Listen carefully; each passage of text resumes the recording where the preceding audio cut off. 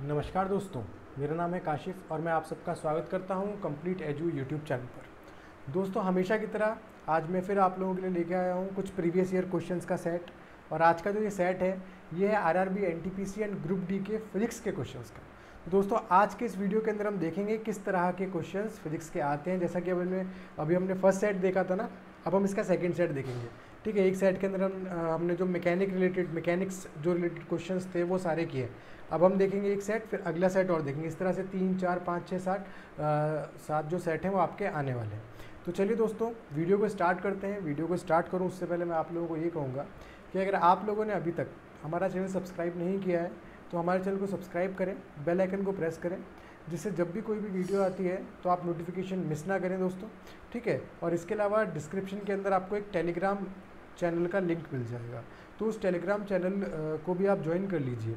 इससे होगा ये कि जितनी भी आपके स्टडी मटेरियल है ना, वो सारा का सारा टेलीग्राम चैनल पे अपलोड होता रहता है। तो आपको वहाँ पे बहुत सारे स्टडी मटेरियल मिलेगा जो आप लोगों के लिए ही क्या होगा, बेनिफिशियल होगा। ठीक है दोस्तों, तो आइए वीडियो को स्टार्ट करते हैं। चलिए, पहला क्वेश्चन नंबर 1 कहता है, प्रदीप्ति की माप निम्न में से किसका उपयोग करके की जाती है। प्रदीप्ति का मतलब यहाँ पे दे रखा है क्या है, इल्यूमिनेशन है। तो प्रदीप्ति की जो माप है वो निम्न में से किसका उपयोग करके की जाती है। Illumination is measured using which of the following. Option दे रखे हैं आपको। फर्स्ट ऑप्शन, ए ऑप्शन है मिली वोल्ट मीटर। देखिए, आपको पता है वोल्ट मीटर है तो डेफिनेटली कुछ इलेक्ट्रिक से रिलेटेड होगा। ठीक है, तो या इलेक्ट्रिकल से रिलेटेड होगा, डेफिनेटली इलेक्ट्रिकल से रिलेटेड होता है। ये क्या होता है, जब भी आपको इलेक्ट्रिकल पोटेंशियल फाइंड करना होता है, जिसको विद्युत विभव कहते हैं। ठीक है, क्या बोलते हैं हिंदी में, विद्युत विभव। जब भी आप लोगों को निकालना होता है तो आप किसका यूज़ करते हैं, वोल्ट मीटर का यूज़ करते हैं। ठीक है, इसके अलावा आपका आता है stethoscope, lux meter, P meter. Actually it should be pH meter. ये क्या होना चाहिए आपका, पीएच मीटर होना चाहिए। स्टेबोस्कोप जो होता है एक तरीके से आप बोल सकते हो डिवाइस होता है जो यूज़ किया जाता है, जो रोटेशनल स्पीड होती है ना आपकी, यानी घूर्णी गति। इसके अलावा इंग्लिश में लिखते हैं इसको रोटेशनल स्पीड और वेलोसिटी। इन सब को फाइंड करने के लिए, इसकी फ्रीक्वेंसी फाइंड करने के लिए ये यूज़ किया जाता है। ठीक है, जो पीएच मीटर है आप जानते हैं पीएच मीटर कहाँ पे यूज़ होता है भाई। कोई भी जो आपका सब्सटेंस है वो आपका अम्ल है या क्षार है, यानी कि एसिड है और बेस है। तो ये हम कैसे डिसाइड करते हैं, उसकी पीएच वैल्यू पे डिसाइड करते हैं। तो ये क्या है भैया, पीएच मेज़र करने के काम आता है पीएच मीटर। जो लक्स मीटर है, लक्स मीटर यूज़ होता है किस चीज़ के लिए, इल्यूमिनेशन के लिए यूज़ होता है। किस चीज़ के लिए दोस्तों, इल्यूमिनेशन। अब देखिए, जो लक्स होती है ना दोस्तों, लक्स वो साबुन वाली लक्स नहीं, लक्स यानी कि LUX, सर ये तो साबुन वाली लक्स है। लक्स एक्चुअली में एक ड्राइव्ड यूनिट है। और किसकी ड्राइव्ड यूनिट है, ये ड्राइव्ड यूनिट है इल्यूमिनेशन के लिए, या कह सकता हूँ मैं जो आपकी ज्योति तीव्रता होती है, इंटेंसिटी ऑफ लाइट। ठीक है, इंटेंसिटी ऑफ जो लाइट होती है आपकी, intensity of light that is ज्योति तीव्रता, उसकी जो यूनिट होती है वो होती है कैंडला। क्या होती है, कैंडला। अब कैंडला क्या है, आपकी एक फंडामेंटल यूनिट है। आपको पता है ना, यूनिट 3 तरह की होती है। जब मैं यूनिट का डिस्कशन करूँगा तो आपको समझाऊंगा। यूनिट 3 टाइप की होती हैं। एक होती है आपकी दोस्तों फंडामेंटल यूनिट्स, एक होती है आपकी ड्राइव्ड यूनिट, और एक होती है आपकी सप्लीमेंट्री यूनिट्स। नहीं समझ में आ रहा, हिंदी में लिख देता हूँ। फंडामेंटल का मूलभूत राशियाँ, व्युत्पन्न राशियाँ, और जो थर्ड होती है उनको कहा जाता है पूरक राशियाँ, है ना दोस्तों। देखिए, मूलभूत राशियाँ होती हैं भैया आपकी। अच्छा, इसको आप, अगर मैं यूनिट की बात कर रहा हूँ तो आप क्या कर दोगे, राशियों की जगह इकाई कर दोगे। मैंने यहाँ पे क्वांटिटी बता दिया था आपको। ठीक है भाई, जो मूलभूत इकाइयाँ होती हैं यानी कि यूनिट होती हैं, वो किससे मिलकर बनी होती है, मूलभूत राशियों से।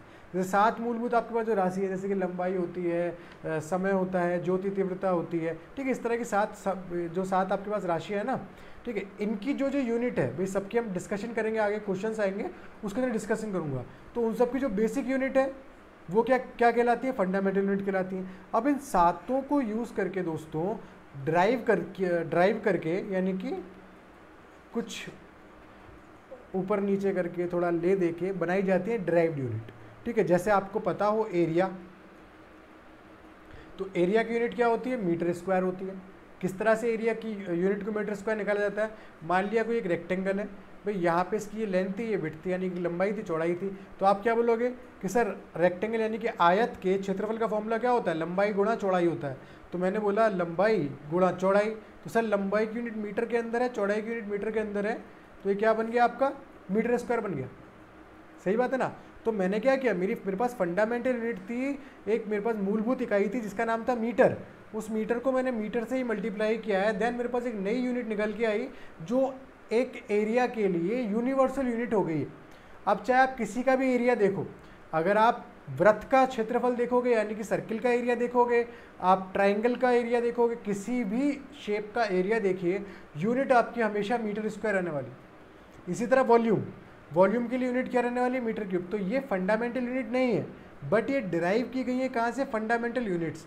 तो उसी तरह जो फंडामेंटल यूनिट है इंटेंसिटी ऑफ लाइट की, वो क्या होती है, कैंडला। और कैंडला से हम जो है डिराइव करते हैं एक यूनिट जिसका नाम है ल्यूमेन। क्या नाम है, ल्यूमेन। और इस ल्यूमेन से डिराइव करते हैं एक यूनिट को जिसका नाम है लक्स। क्या नाम है, लक्स। ठीक है, अब लक्स किसकी होगी, बेसिकली इंटेंसिटी ऑफ लाइट, और कह सकता है इल्यूमिनेशन के लिए क्या होगी, एक यूनिट होगी जो आपको यहाँ पे दे रखा है। तो और जो लक्स मीटर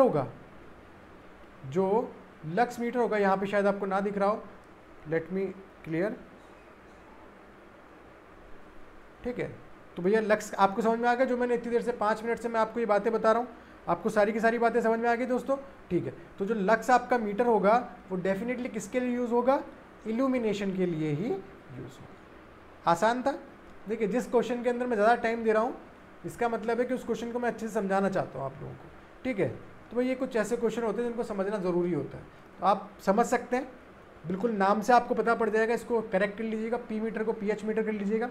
चलिए अगले क्वेश्चन की तरफ चलते हैं। यहाँ पे आंसर लिख लीजिएगा, सी करेक्ट आंसर है। Next question, 1 atmosphere. एक्चुअली ये क्वेश्चन ग्रुप डी का क्वेश्चन है डेफिनेटली, और ऐसा का ऐसा क्वेश्चन है। ठीक है, मैंने कुछ चेंज नहीं किया, क्योंकि मैं अगर यहाँ पे चेंज करता तो मैं लिखता कि 1 atmospheric pressure is equals to what, यानी कि 1 एटमॉस्फेरिक प्रेशर जो होता है, दाब जो होता है, वो क्या होता है। देखिए दोस्तों, जो आपका 1 एटमॉस्फेरिक प्रेशर है वो होता है 1.01325 इंटू 10⁵ पास्कल। ठीक है, और आप इसको लिख सकते हो 101.325 किलो पास्कल। ठीक है, और आप इसको क्या लिख सकते हो, आप इसको लिख सकते हो 1 बार। 1 बार क्यों लिख सकते हो, because 10⁵ pascal is equals to 1 bar. अगर कोई आपसे एक बार की पूछे ना कि एक बार क्या होता है, तो एक बार एग्जैक्टली 10⁵ पास्कल के इक्वल्स होता है। और आप यहाँ पे देखोगे 1 एटमॉस्फेरिक प्रेशर में 1.01325।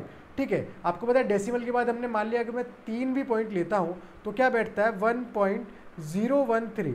तो अप्रॉक्सीमेट भैया ये एक्चुअल तो 1 बार के बराबर नहीं हुआ, क्योंकि साथ में 10⁵ पास्कल आ रहा था, तो ये एक्चुअल में 1 बार के बराबर नहीं हुआ। बट आप देख सकते हो कि बिकॉज पॉइंट के अंदर क्या है, आपका जो क्वांटिटी है वो क्या है 0.13 है, तो मैं इसको नेग्लेक्ट कर सकता हूँ, तो मैं इसको अप्रॉक्सीमेट 1 बार लिख लेता हूँ। जबकि एक्चुअली में जो 1 एटमॉस्फेरिक प्रेशर होगा बार की टर्म में अगर देखा जाए तो 1.01 बार होता है। कितना होता है, 1.01 बार होता है। दैट इज़ वाई मैं इसको 1 बार भी लिख लेता हूँ। समझ गए। तो ये अलग अलग आपसे अलग अलग तरीके से पूछा जा सकता है। यूनिट का क्वेश्चन है, बड़ा ही आसान सा क्वेश्चन है। ठीक है, तो ऑप्शन नंबर ए आपको यहाँ पे दिखाई दे रहा है वो करेक्ट आंसर है। समझ में आ गया, कुछ ऐसी बात जो समझ में ना आई हो, बड़ा ही आसान सा सवाल है ये तो। ठीक है, जो बेसिक कन्वर्जन है, जो बेसिक कन्वर्जन हो सकता है वो मैंने आप लोगों को बता दी, याद रखिएगा, इसको बहुत ज़रूरी है। चलिए आगे चलते हैं। Question number 3, 1 dioptre. भाई 1 डायोप्टर कहाँ से आ रहा है क्वेश्चन, ऑप्टिक्स से आ रहा है ये क्वेश्चन, लेंस से आ रहा है।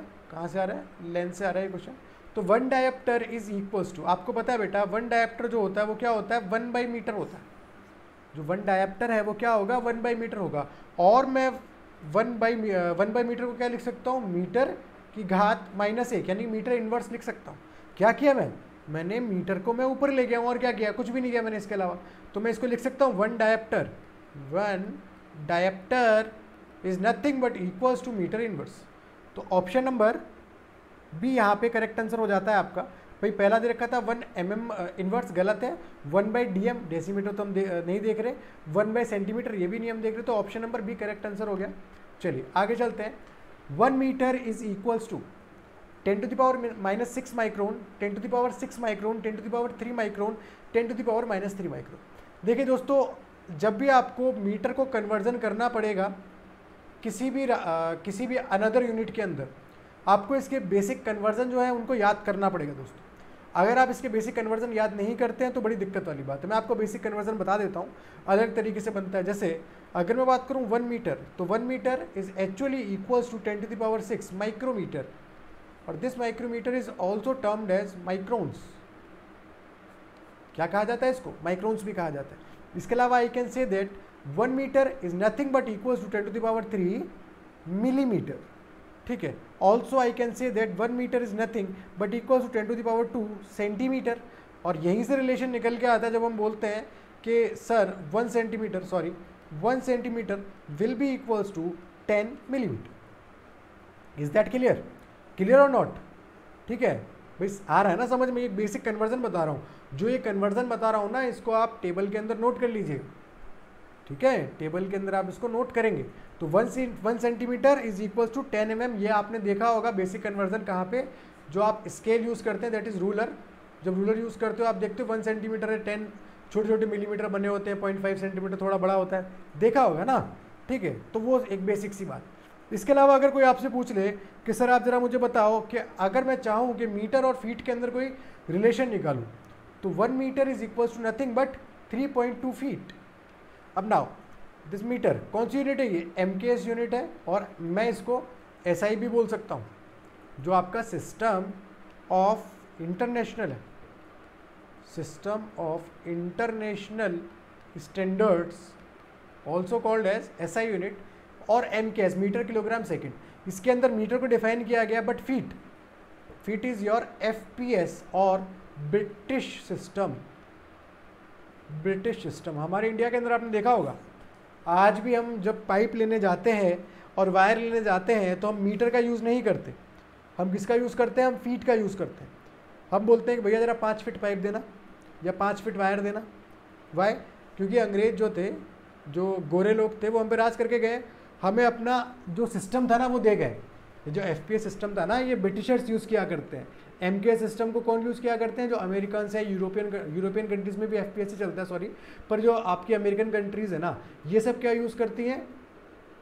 अमेरिका वगैरह यूज़ करती है MKS सिस्टम और SI को। आजकल तो सब SI को यूज़ करते हैं, बट ब्रिटेन में अभी भी पॉपुलर क्या है? FPS सिस्टम पॉपुलर है। तो वही थोड़ा आपने देखा होगा, इंडिया के अंदर भी ये चीज़ चलती है कि भाई केक जो आता है, आप बर्थडे पे केक लेने जाते हो तो पाउंड में लेने जाते हो। आपको ये नहीं बोला जाता कि सर ये आधा किलोग्राम का केक है, ये 1 किलोग्राम का केक है। आपको क्या बोलेंगे? सर ये 1 पाउंड का केक है, ये 2 पाउंड का केक है ना। तो इस तरह से आपने देखा होगा, अभी भी कुछ बेसिक कन्वर्जन हमारे यहाँ पे चलता है इंच के अंदर एंड ऑल दैट के अंदर। तो 1 metre is nothing but equals to 3.2 feet. और इसके अलावा अगर बेसिक कन्वर्जन कोई मुझसे बड़ा पूछता है तो क्या, अच्छा यहाँ पे इस क्वेश्चन का आंसर क्या हो गया वो तो आपको पता है, बी बन गया। ये कन्वर्जन जो बता रहा हूँ याद कर लो भाई। 1 मीटर तो नहीं बोलूँगा। और आई कैन से दैट, अगर कोई मुझसे पूछ रहे 1 किलोमीटर क्या होगा, तो 1 किलोमीटर क्या हो जाएगा? 1000 मीटर हो जाएगा। सही बात है, हाँ या ना? हाँ या ना भाई? सही बात है ना। तो 1 किलोमीटर के बारे में बात कर सकता हूँ, पिकोमीटर के बारे में बात कर सकता हूँ, फेमटोमीटर के बारे में बात कर सकता हूँ। अगर कोई पिकोमीटर पूछता है तो क्या हो जाएगा? 10⁻12। अगर कोई नैनोमीटर पूछता है तो क्या हो जाएगा? ठीक है, नैनो तो चलो नीचे चला गया, नैनो तो हमने पहले पढ़ना चाहिए था। तो अगर फेमटोमीटर पूछता है तो क्या हो जाएगा? 10⁻15 हो जाएगा।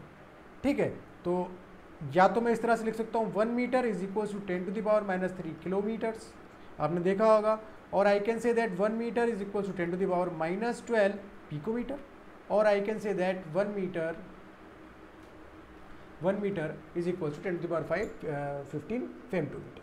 तो यहाँ पे जो ऑप्शन नंबर बी है वो क्या हो जाएगा? आपका करेक्ट आंसर हो जाएगा दोस्तों। ठीक है, चलिए अगले क्वेश्चन के बारे में बात करते हैं हम, जो हमारा अगला क्वेश्चन है। अच्छा, इस क्वेश्चन का आंसर तो हो गया ना? इस क्वेश्चन का आंसर क्या है भाई? इसका आंसर हो गया बी।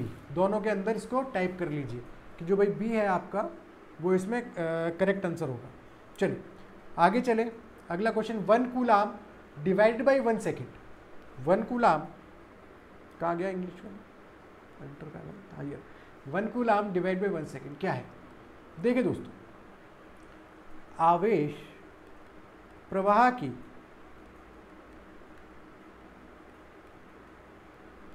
दर को क्या कहा जाता है? धारा कहा जाता है। धारा कहा जाता है। कहा, अरे है हिंदी पेन टेपन लिखी जा रही, वैसे राइटिंग तो अच्छी नहीं है मेरी, साफ बताता हूँ। ठीक है, तो अब देखिए आवेश प्रवाह की दर यानी आवेश बटा समय। क्या बोल रहे हैं? आवेश बटा समय। आवेश की यूनिट क्या होती है? कूलाम होती है। ठीक है, जो लिख रखी है यहाँ पे सी, इतना बड़ा कौन लिखे। समय की यूनिट क्या होती है? सेकंड होती है। और सी बाई से आवेश बटा समय यानी आवेश प्रवाह की दर को क्या कहा जा रहा है? विद्युत धारा कहा जा रहा है, इलेक्ट्रिक करंट कहा जा रहा है, दैट इज करंट। और करंट की यूनिट क्या होती है? एम्पियर होती है, 1 एम्पियर। तो I can say that 1 coulomb divide by 1 second is nothing but equals to 1 ampere. Option number B is my correct answer. Okay, option number B क्या हो जाएगा? करेक्ट आंसर हो जाएगा। इज दैट क्लियर दोस्तों? Is that clear और not? ठीक है, तो option number B correct answer. आइए क्वेश्चन नंबर 6, अभी पढ़ा था हमने। 1 पिकोमीटर इज इक्वल्स टू, अगर मैं 1 पिकोमीटर की बात करूं तो 1 पिकोमीटर जो होता है वो किसके इक्वल होता है? ऑप्शंस आपको अलग अलग दे रखे हैं, 10 to the power -11 metre, 10 to the power 12 metre, 10 to the power -12 metre. ठीक है, तो 1 picometre is equals to 10 to the power -12 metre. अभी मैंने आप लोगों को बताया था एक कन्वर्जन कि 1 metre is equals to 10 to the power 12 picometre. So now basic conversion in 1 picometre is equals to 1 picometre is equals to 10 to the power -12 metre. C, okay, option number C correct. I think मैंने last question में आपको क्या बता दिया, कहाँ गया? बताया तो था पिकोमीटर के लिए, हाँ ये तो बताया। अच्छा 1 मीटर एक ये माइनस कर दिया, उल्टा कर दिया मैंने। हाँ यहाँ पे ये इसको प्लस करो, फेमटो के अंदर क्या हो जाएगा? 10 टू द पावर +15। ठीक है, तो 15 फेमटो मीटर। तो यहाँ पर ये थोड़ा सा मैंने प्लस माइनस का कर दिया। ठीक है, ये तो ठीक है, ये तो ठीक है ना भाई। आपको पता है 1000 metre is equals to 1 kilometre.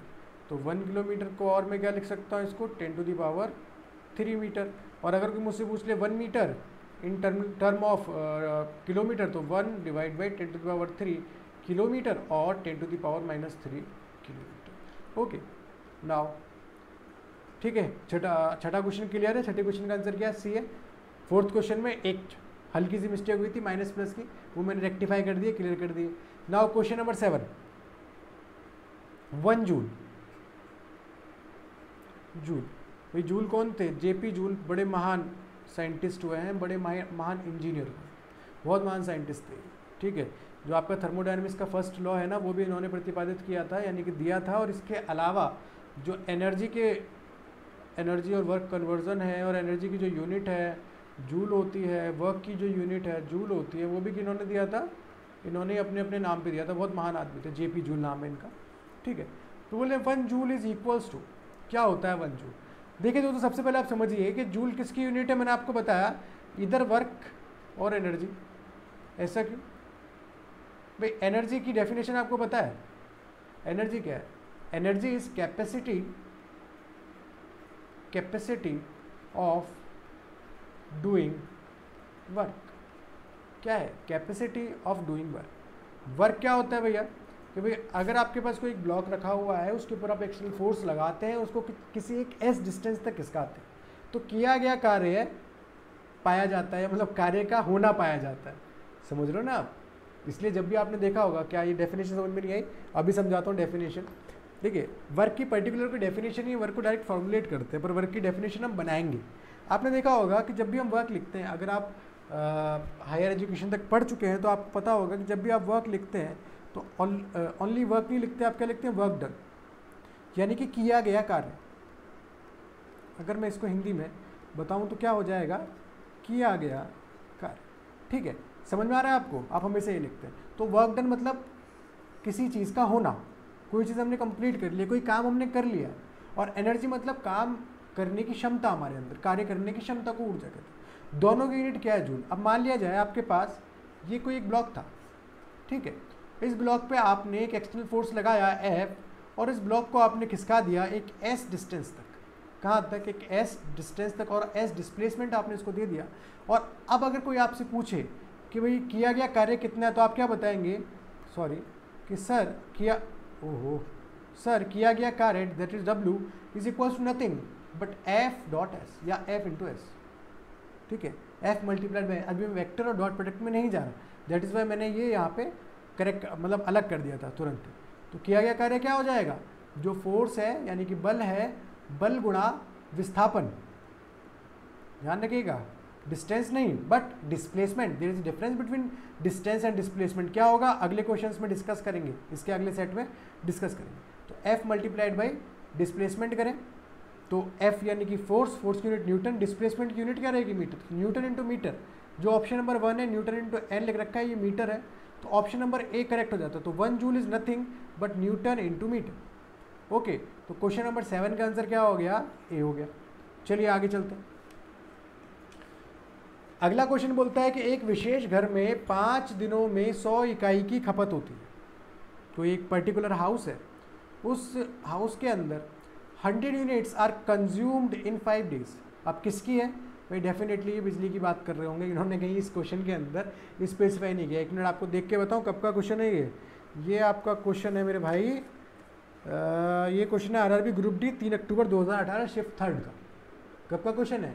RRB group D 3 अक्टूबर का क्वेश्चन है। ये मैं यहाँ पे लिखना भूल जाता हूँ, ठीक है, 3 अक्टूबर का क्वेश्चन। अब इन्होंने बताया नहीं कि इंग्लिश किसकी यूनिट खर्च कर रहा है, पर फिर भी चलो इतना तो कॉमन सेंस लगाना पड़ेगा।